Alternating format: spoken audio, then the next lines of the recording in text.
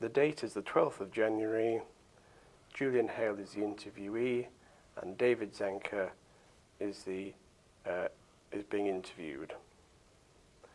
David, could you tell me when you were born and where? Yes, I was born in Loughborough in Leicestershire on the 26th of February 1930, where I went to Loughborough College School. My father had a garage, and the days when you could do anything to a car, you had to make new parts. So when I was 14 on summer holidays, he said, "You're not wasting your time playing, you can come and learn the trade." And by the end of the holiday time, he said, "I think you should stay." So I left school at 14 and went straight into the motor trade until I was 21 and did my full apprenticeship, which got me deferment from 18 to 21 for national service. Also during that time, I went on a gliding course with the ATC, and I liked it so much I stayed on, and I was an instructor for 7 years, which helped an awful lot into getting in the Air Force as a pilot. Right, Yeah. yes. Anyway, so I went in as a pilot and flew tiger moths, chipmunks, harvards, meteors, vampires, and back to meteors again. Enjoyed it very much. And at the end of that time, when I came out, the idea was that I should have the garage when my dad retired, but he had a good offer for it, so he sold it, so there was no job for me to go to. Looking in the paper, we saw a job advertised at Bristol Airplanes, well, it was Bristol Engines Limited, ex-RAF pilots with an engineering degree. So I applied for it and got it. I went down, and although I wasn't flying as a pilot, I did a lot of flying, actually flying it when there were 2 pilots.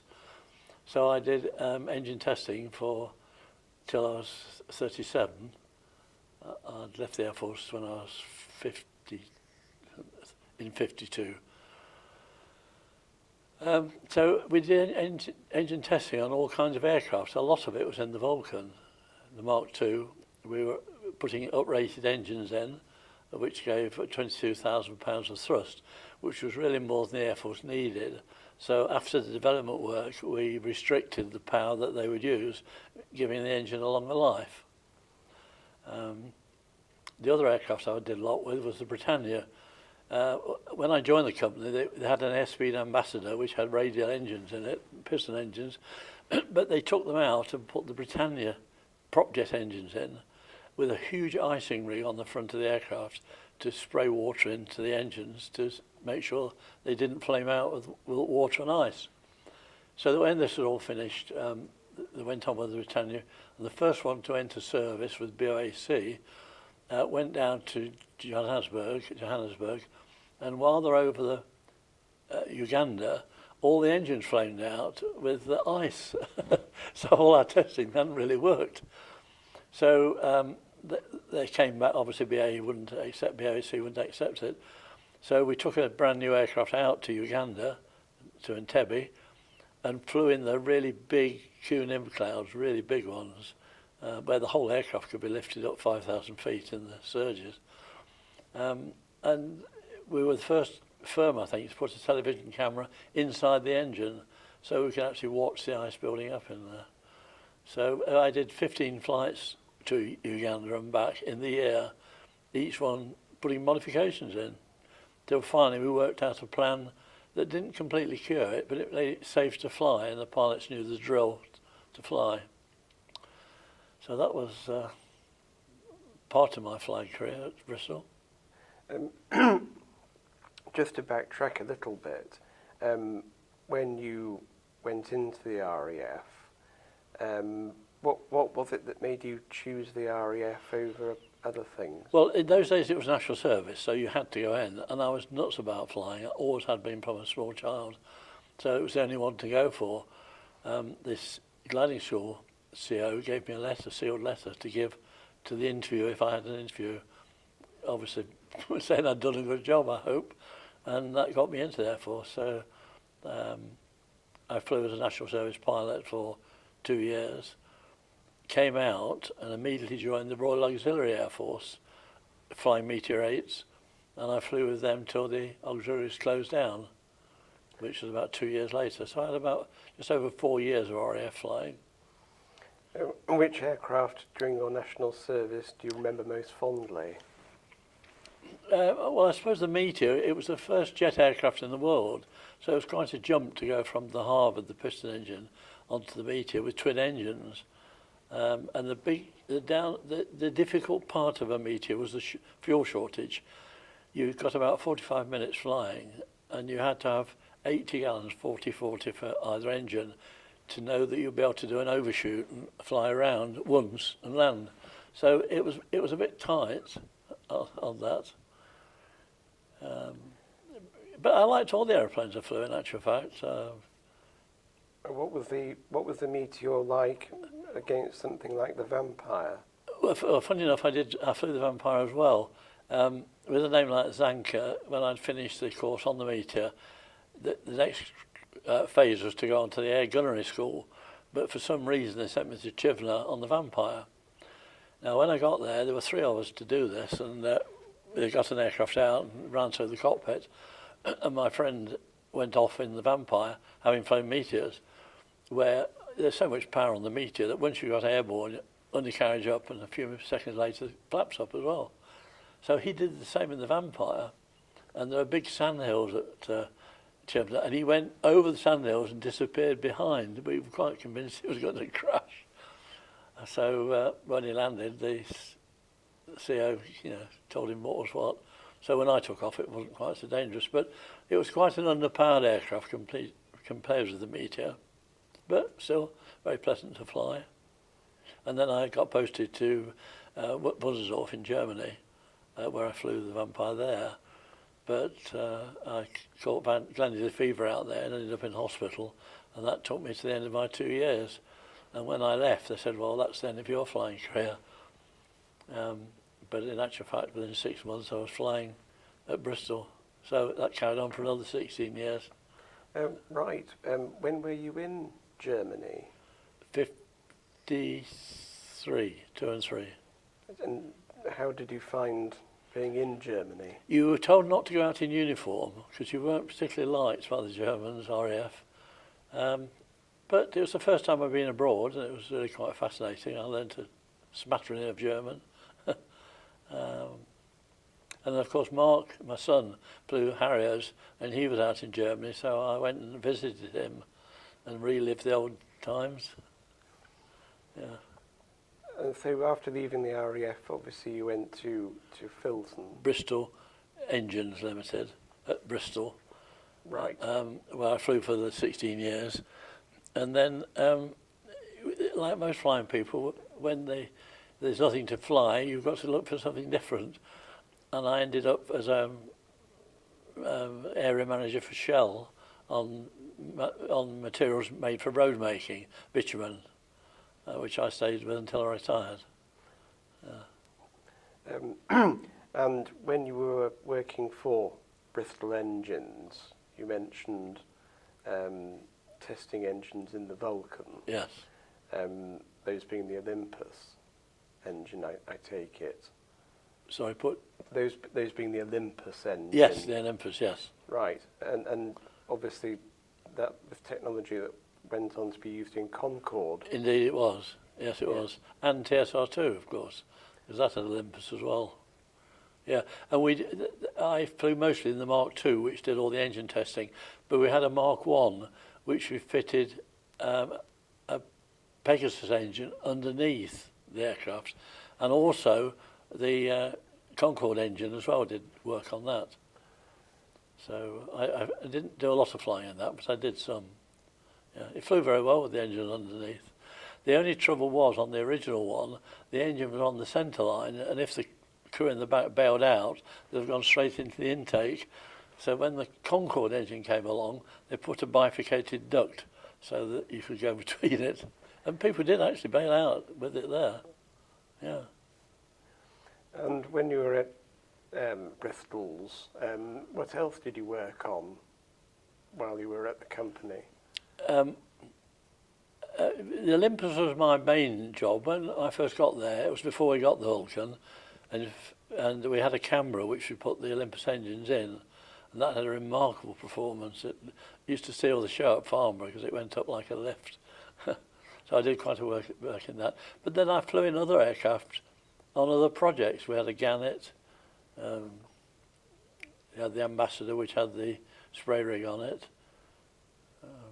We had an Ashton, which was the first aircraft after the war, jet propelled. It had 4 Neen engines, and we stuck 2 Olympus on the outside of those, so we had 6 engines. It was a tumbling old aircraft, but with the amount of power, we had quite good flight testing with it. You mentioned a spray rig. Yes, built on arms in front of the engine, there was a rig about 6 foot square with vertical pipes with nozzles in. And when you switched it on, it sprayed the water towards the engine, which at that height, of course, was ice by the time it hit the engine and built up in lumps. And then we had a camera again looking at it, and when it built up into quite large pieces, they would shed and go into the intake, and the engine would boom, boom, boom, boom. Sometimes it would flame out altogether, and you had to restart it, but it would always make the compressor surge. Yeah, and we did that on the Ashton as well with the Olympus and the Britannia engine, of course. Yeah. We did a lot of relighting and on things like the Jet Provost, which was quite fun because you go up to 30,000 feet and switch the engine off and hope it would restart, which luckily it always did, but you'd lose quite a lot of height doing that. And of the aircraft you flew while you were with Bristol, which for you was the most memorable? I think the Vulcan, really, because with its recent history of just doing its last flight, it's got hero status, really, hasn't it? And the fact that I did so much, I flew it in the right-hand seat quite a lot. The test pilots themselves had a very large number of aircraft to fly in, from helicopters to gnats, all kinds of things. So when they got in the Vulcan, they were always tired, and they would say, "All right, you've got it." So I flew it until we got back for landing. Yeah, it was a nice aeroplane, the Vulcan, very nice. Yeah. We had a couple of accidents while I was there. Luckily, I wasn't involved with them. The engine on the Canberra failed on takeoff, and the pilot put it down in a field straight ahead, hit a tree and ripped the wing off, so it wrecked the aircraft. We had another Canberra, which I did all the flying in, and we rolled down the runway, and there was a loud bang, and the engine stopped. It shed all its rotor blades on the compressor. So a rig was made in the aircraft so that we could actually see the blades fluttering. And most of the times they were fine, there was no problem. But I remember one day we were at 55,000 feet, and I'd done the test I wanted to do, and the pilot throttled back to go down, and immediately the blades went to huge vibrations. That is why they fell off the first time, I think. So we had to descend rather difficultly without using any power on the engine, or without throttling back the engine, because that made the blades worse. So just a typical testing we used to do. So, yeah, well, I enjoyed all the flying there very much. And the Britannia flights in Tempe were quite interesting because I'd never been that far abroad, and it was right on the equator, an interesting place to be. Yes. When were you flying the Britannias? I wasn't a pilot on it, but I did fly it, in the air. Not much else to say about it, really. It was a good aeroplane. You've got one here, I see, in the museum. Yeah. There was. I live in Downend in Bristol, and about a mile from where I live, in fact less than a mile, half a mile, there's a Britannia in the circuit, a test aircraft, and they got Smith's Instruments on board. They were doing autopilot work, because the early autopilots just held the aircraft straight and level at the correct speed, but they were putting in things that would fly it around the circuit and eventually land it. And when it got to the crosswind leg, the autopilot ran away and turned the aircraft upside down and went straight into the ground and killed them all. And we'd actually got a deposit on the house in that row, which we didn't have in the end. But yes, that was a bad experience, very bad. So yeah, over the years there were accidents and people killed, but on the whole I enjoyed it very much, very much. And just to backtrack a little bit further again, during your training in the RAF, can you remember where you did that? Oh yes, indeed. You went to Digby in Lincolnshire to do, i.e. the square bashing and class work. At the end of 3 months, I was then posted to Booker, just outside London, where I flew chipmunks for 3 months. Oh, prior to that, while I was at Digby, I flew the Tiger Moth. You had 12 trips, and I went solo in it, so that helped. And then on the chipmunks, we did, I think, 120 hours. And from that, I went to Morton in the Marsh and flew the Harvard for 6 months. And then after a week's leave, it was straight onto the Meteor. And after about 4 hours, solo. It was a quick thing. You either made it or you didn't. And quite a few got chopped and had to go, taken off the course, not killed, but taken off flying. And which squadron did you fly with? Well, in the Air Force, it was, I forgot the name of the squadron. It was Rhodesian Squadron on the Vampires. But then in the Auxiliary Air Force, it was 504 Squadron, which is the county of Nottingham, and they were the latest Meteor 8s with ejector seats. And I flew with those till the auxiliaries closed. And that was the end of my flying as a pilot. The pilots say that they found the Meteor a very sort of basic, almost wartime aircraft. Well, yes, it was, but it's still at the time was a very advanced aeroplane. Because Spitfires were the last one before that, which again was an excellent aeroplane. But I think you've got the power and you get to the altitude quickly. It was looked on as a good aeroplane because it did see service in the end of the war, shooting down the V1 bombers, pilotless bombers. One of the tricks with the Meteor, you could get alongside it and tip its wing to make it go into a dive and crash. Not on a city, on a field. Yes. No, I think the Meteor was a good aeroplane. The Vampire was really, because the Indians made it and the Swiss had them, so there were a lot made. I was a Meteor boy though, and I liked to go back onto the Meteor. Yeah. So you were with Bristol's for about 16 years. Right. And obviously you finished flying with them. The reason I finished flying them was I was working on the TSR-2. The first and the second one were at Boscombe Down, and the election was coming up, and they said they knew it was a bit dodgy for the TSR-2. If we can get the second one flying, it'll be okay. So we got it certified for flight the next day, and they pulled the plug on it that night and cancelled it. And within a fortnight, they'd broken up all the jigs, removed the aircraft, no way of going back on it. So that was the end of that part. I mean, doing engine technical work, we could go anywhere that we were called to go. The RAF had a Vulcan Mark 1, which had a fire. That's right, had engine fire, and they all bailed out.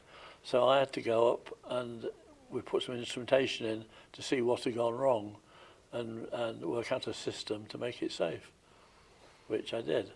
And the pilot I flew with, Wing Commander Cyclops Brown, he only had one eye with a patch on it, and it was quite interesting when he got in this modern aeroplane to take his patch off and hang it on the instrument panel.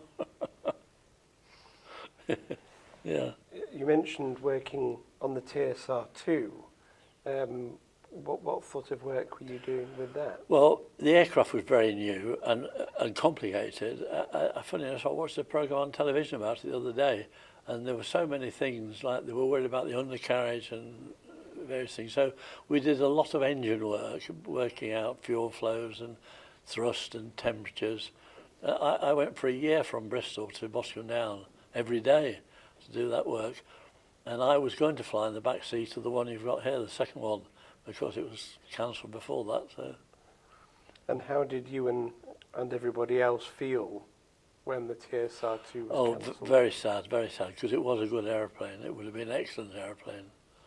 Yeah, we commanded Rowley Beaumont, the chief test pilot, flew it, and he had a Lightning as chase aeroplanes, and he just left the Lightning. Yeah, it was very fast and powerful, and low level as well. The idea was to go supersonic at very low altitudes. Yeah, that was the end of TSR2, unfortunately. Very nice to see one in your museum, though. The one that would have flown if it had had the time. So after leaving Bristol's, you moved on to Shell. Shell, that's right.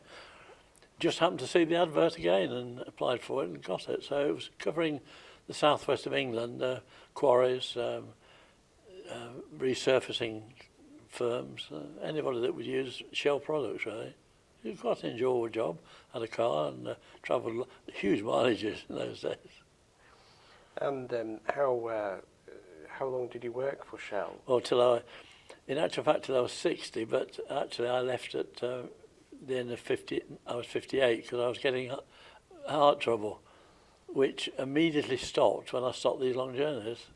I mean, I was doing, 50,000 a year, and we had a new area manager down in Exeter, and he had the idea that telephone selling was the way to go.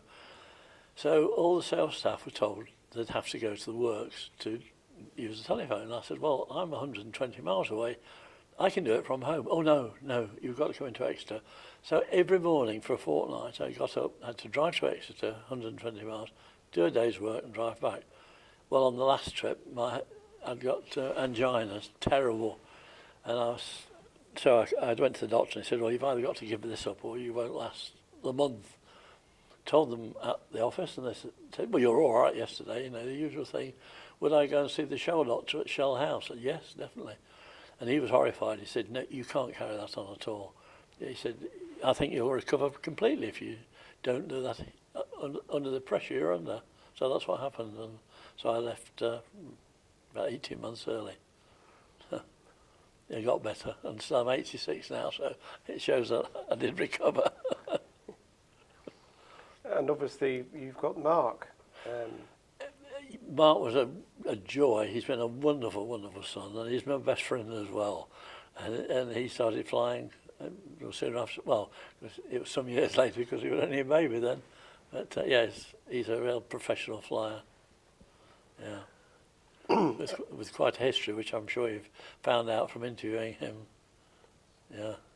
How did you feel when Mark was in the RAF and was having to be deployed overseas? Well, he kept in touch with us on the telephone, and it was a tense time when they were in Kosovo. And he said when they did the last flight and it was all over, the squadron went absolutely spare in the bar, and the flight sergeant had to be hospitalised. He was that drunk. But yes, we were glad. I think it's only afterwards when you see the films and talk to him when you realise just how it was. For instance, I said, weren't you frightened of being shot down by ground-to-air missiles? He said, well, they only went to 20,000 feet, so we went to 22. So they would come up and go down again without getting as high as they were. Yeah. And of course, at the end, because he did the Red Arrows, which is wonderful, which I managed to get a flight with him in. And then he came out on his demod leave. He saw this job for Cathay Pacific and got the job, and has been playing with them ever since. That was 16 years ago. We're both keen motorcyclists, and I rode from 16 till 18 months ago, and Mark's got the latest gear now, so he's carrying on with it. So you were always interested in things mechanical? Definitely. Well, I'd worked at the garage, you see, for 14 to 21.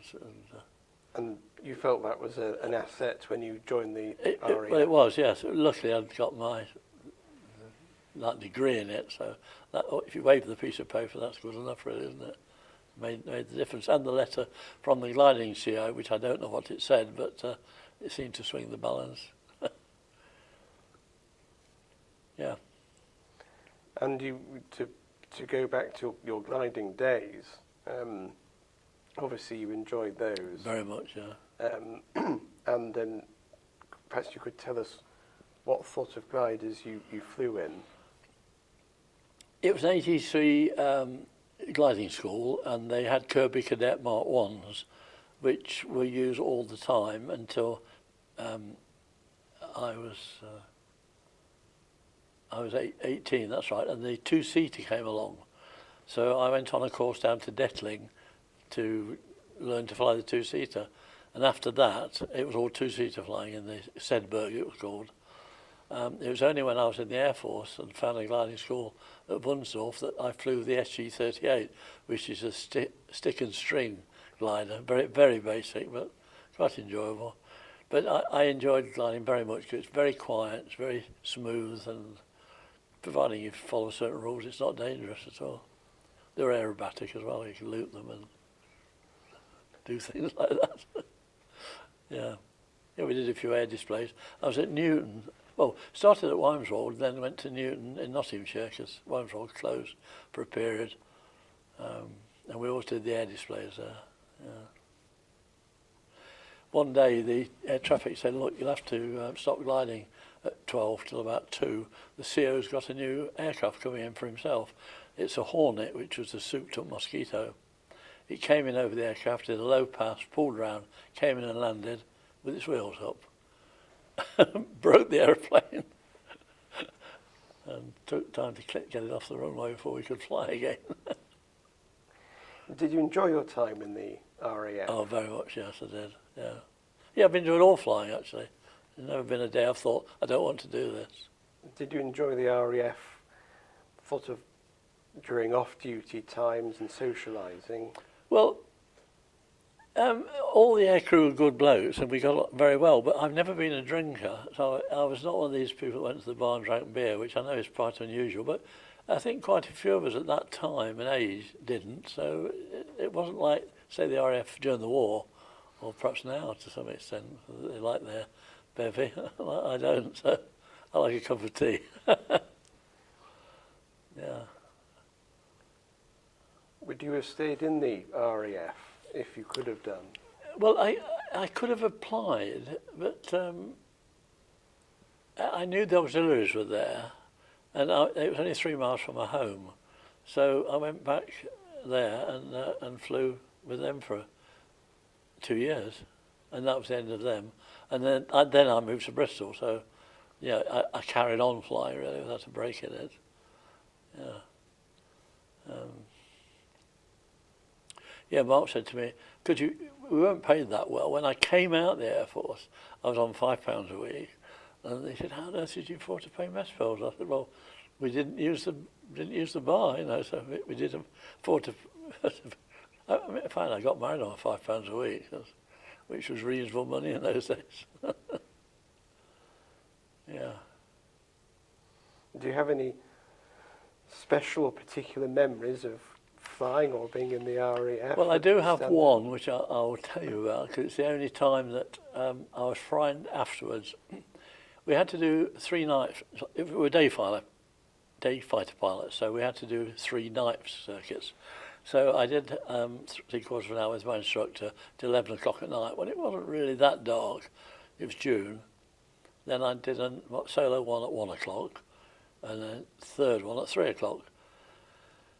We were brief that if there was any trouble on the runway, we would land on the grass at the side of it. So I was on finals for my last approach when the chap in front landed wheels up on the runway.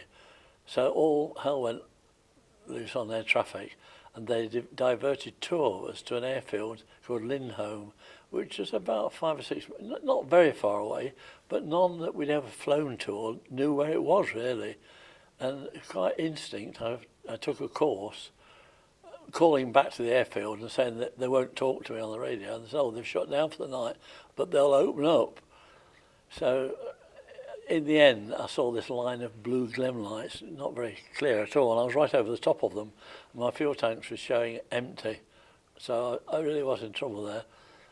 So, well, it was a gift from heaven that did it. I closed the throttles, put the undercarriage air brakes and flaps down, and did a 270-degree descending turn, which luckily brought me in line with the runway.